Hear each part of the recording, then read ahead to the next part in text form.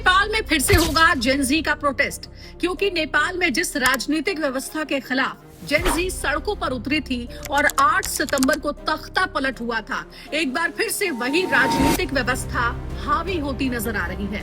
अंतरिम सरकार को जिम्मेदारी संभाले हुए 3 महीने हो चुके हैं, लेकिन नेपाल के आम लोगों की जिंदगी पर कोई भी फर्क नहीं पड़ा है।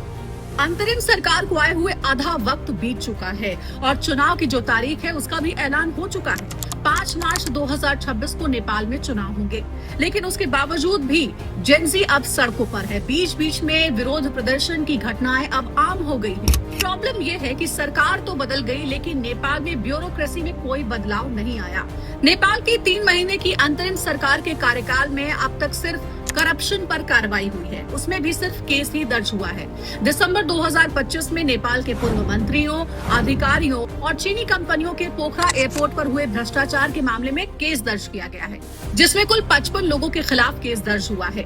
नेपाल में चुनाव करीब है, लेकिन ऐसा लगता है कि जेनजी अपनी कोई पार्टी, अपना कोई नेता नहीं बना सकी है। जेनजी एक आंदोलन के जरिए जैसे नेपाल में उभर कर सामने आए थे, वैसे ही लगता है गायब हो रहे हैं। सुशीला कार्की को बड़ा जन समर्थन हासिल था, लेकिन जिस तरीके से उन्हें नेपाल का पीएम बनाया गया, उसको लेकर के भी कई सवाल उठे, क्योंकि कार्की के पास ना ही कोई प्रशासनिक अनुभव है और ना ही कोई राजनीतिक जनाधार। जेनजी के प्रोटेस्ट को 3 महीने हो चुके हैं और जैसा सब कुछ पहले था वैसा ही अब वापस से देखने को मिल रहा है। यानी कि सरकार में कोई खास बदलाव नहीं हुआ है और वहीं केपी शर्मा ओली हो या फिर पुष्प प्रचंड दहल, वो अब पब्लिक लाइफ में लौट चुके हैं। नेपाल की नई सरकार से नेपाल के लोगों को कई खास बदलाव की उम्मीद थी, लेकिन कुछ खास परिवर्तन होता नहीं दिख रहा है। वही परंपरागत राजनीतिक पार्टियां जो हैं, वो नेपाल में चुनाव की तैयारियों में फिर से लग गई हैं।